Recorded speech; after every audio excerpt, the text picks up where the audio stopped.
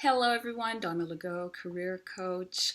I get this question often, people asking me how it is they would go about making a typical cold call, and that is calling out to somebody in their network, calling out to an individual who may be a source of a potential opportunity.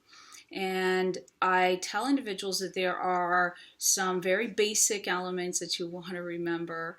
First one is to remember to validate whether or not your call is apropos right now in that person's life at that moment. And so you do that by just checking with the individual that you are lucky enough to get on the phone and just verifying that it's a good time. Is this a good time for us to speak about ABC?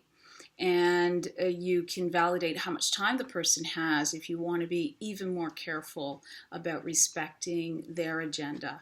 So that's the first thing you do. Second thing you do is be very prepared, and that might be done by writing things down. Create a little blurb of something that demonstrates your value. Make sure that you make clear what it is, why it is you're contacting this person in particular at this moment in time as well. So you just want to make it clear as to what your expectations are coming out of this phone call.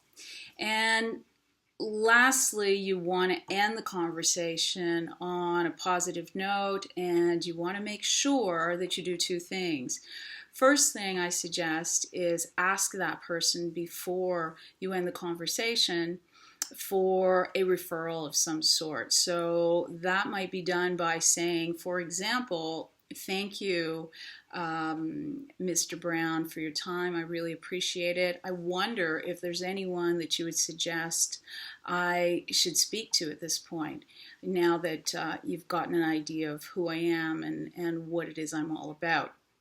Second thing you want to do is make sure that you check in again with this individual, and you would do that by saying, I intend to give you a call again in 2 weeks or possibly a month. What do you suggest would be the best option?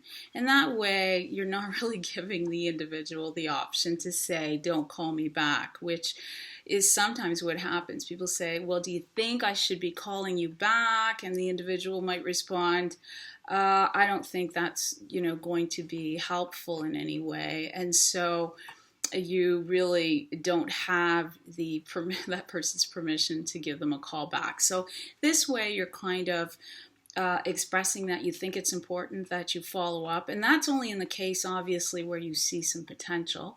But you're nonetheless being respectful of that person's time and giving them, a couple of options.